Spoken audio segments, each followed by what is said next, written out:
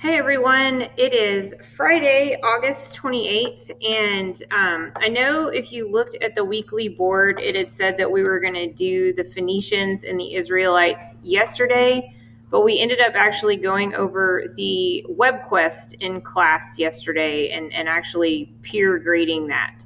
So today, for the half day, the students that were in class were only in class for about 25 minutes, which worked out nicely because this is a super little short portion of the unit.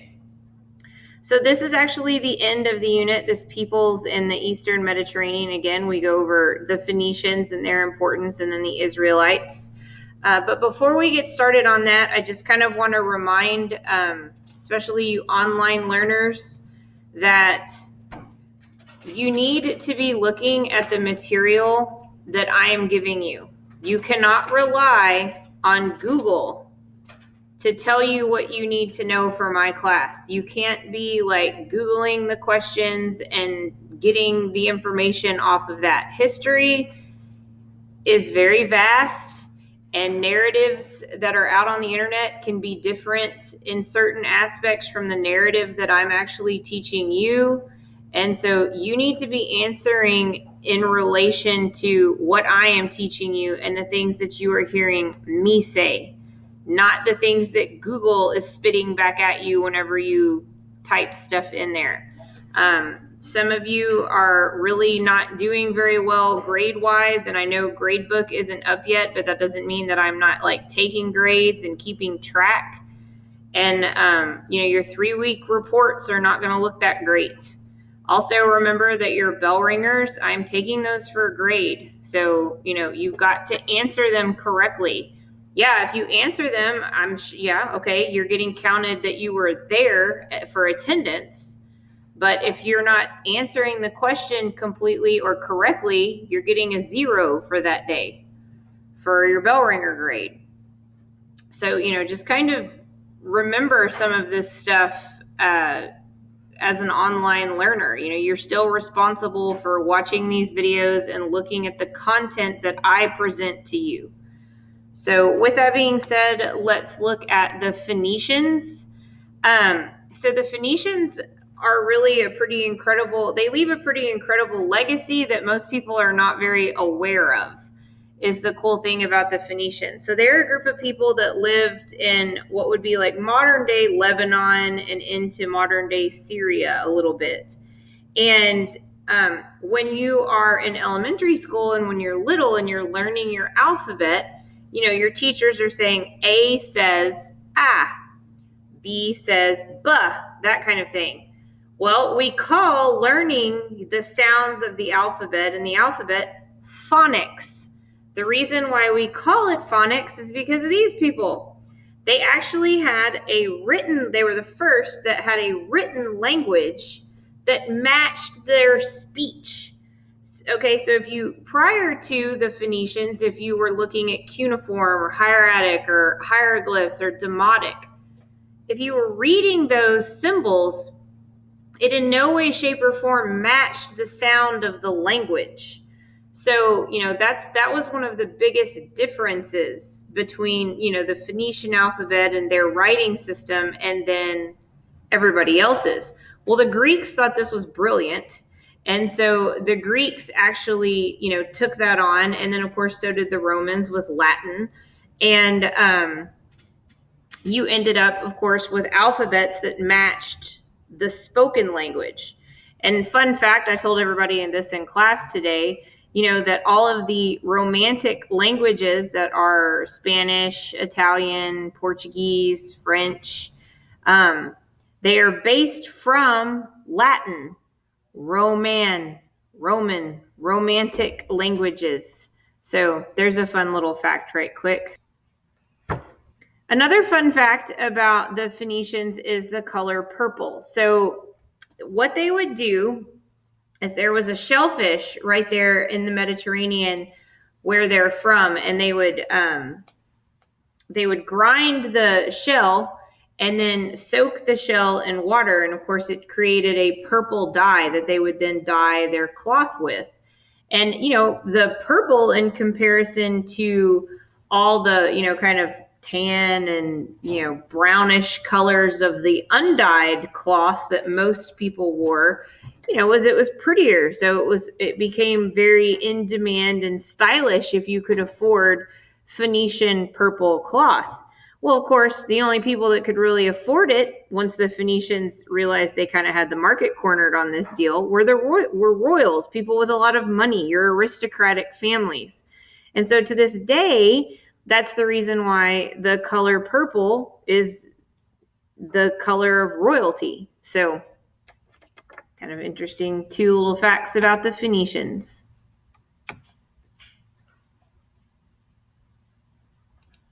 There it goes. Okay, so the Israelites, this is going to sound almost like a Bible lesson in some ways, but it's history. So, we last left off with, of course, them being enslaved and Cyrus the Great letting them go. But they end up, of course, still being enslaved by the Egyptians. And so the Egyptians, of course, very famously, let them go after Passover happens. But of course, the story of that is it starts with Moses. Moses is raised with Ramesses, basically kind of like a brother. And come to find out, he's Hebrew. And so he ends up going into the desert, and he's just, he's like a very humble, like sheep herder. And God comes to him, of course, in the form of a burning bush and, asks him to do some tasks. And the main one is you need to go to Ramesses and tell him to let our people go. Well, Ramesses, of course, is like, no, it's a huge labor force that I'm not willing to get rid of. So God sends, all of the plagues and the droughts and the locusts. And finally, he says, all right, if Ramesses still won't let our people go, then I'm going to take the firstborns. And, he tells Moses to tell the Hebrews, paint lamb's blood over your doors so that I know to pass over that dwelling, because I know that, my people are within it. And therefore, I won't smite the firstborns that are in there. So once that happens and, Ramesses wakes up and sees that, God has done this, then he lets the Hebrews go. Well, they're going, but then, so they all leave, but Ramesses then gets mad, and is like, no, I can't handle this. And off he goes with his army to get them. And they get, to the Red Sea. And of course, the Hebrews and Moses are stuck. And of course, this is when God tells Moses, to stick his staff into the Red Sea and it parts. And the Hebrews are allowed to, cross safely while, of course, the Egyptians, the water comes back on them and they're not allowed to cross.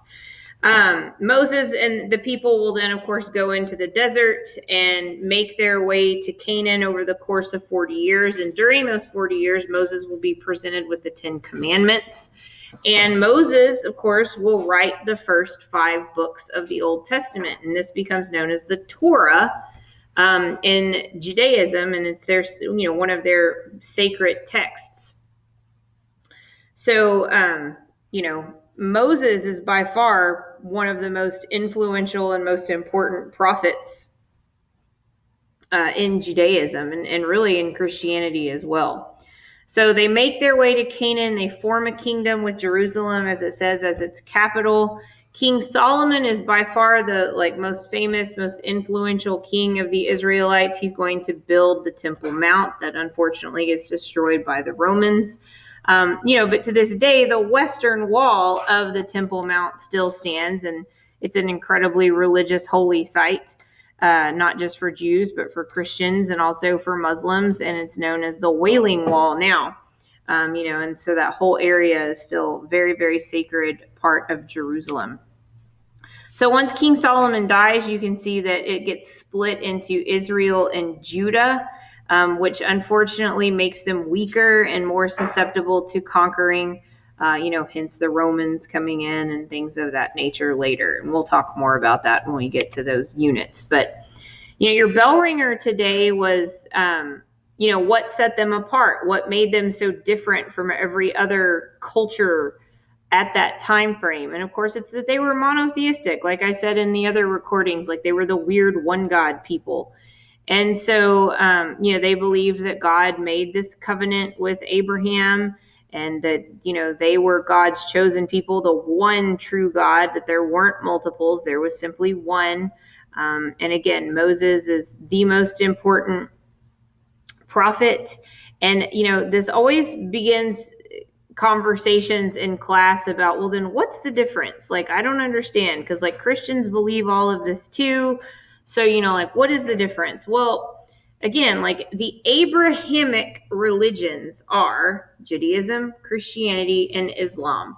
And they kind of act as like cousins. They're all, they're all branches from the same tree. So, Jews do not believe that Jesus Christ was the prophesied Messiah in the Old Testament. If in the Old Testament text, it talks about, a Messiah will come, and he will free the people of their sins and create forgiveness and open up heaven to us. And Jews do not believe he has come yet. They do not believe the Messiah was Jesus Christ. They believe Jesus Christ was an amazing prophet, but not the Messiah. Okay. And so, of course, Christians do believe that, and do believe that he was the Messiah. And so they not only worship, and believe in the Old Testament, but more so the New Testament, because, it's Jesus's life and he is the fulfilled prophecy. Now, Muslims also believe that Jesus Christ is the Messiah, and they actually completely believe that Jesus Christ will come back to judge the living and the dead. They consider him to be incredibly important. They just believe that Muhammad is then the final messenger of God, and that he's this final piece to the puzzle. And so again, but they all believe in the covenant God made with Abraham, and they all believe in the traditions of the foundation of the faith, which is in the Old Testament. So again, it's kind of, again, they're all stemming from the same place, just practicing the ways in which they view the evolution of everything differently when it comes to what they believe. So okay, this is a video I want you to watch. It just kind of goes over the basics of Judaism. And then again, Monday, I'm not doing like formal reviews, because your tests are going to be completely open. I mean, they're open book, they're open internet, they're open everything for 24 hours. So I just don't feel like giving you a review is necessary. That is going to be a day, however, in class that I'm going over notes. I'm looking to see what I can help you with. It's going to be like, what can I do to help you day? And then Tuesday, again, you will have until 11:59 Tuesday night to take my exam. I will not accept responses late. A lot of you are trying to, you're turning stuff in late, way past the last chance day, and way past the time that I've set announcements, said I'm not going to accept responses after this. And y'all need to get more in tune with that schedule. I'm not going to give a test on Tuesday and you decide to take it on Friday. You've got to take my test on Tuesday when I give it. So again, if you have questions or concerns, please let me know. I try to give announcements and write everything down pretty detailed on Google Classroom. And if you're following that, then, hopefully you're okay. But if you're not, you might be a little confused and you might need to go back and read some of that stuff. So I hope y'all have a great weekend, and I will see y'all later.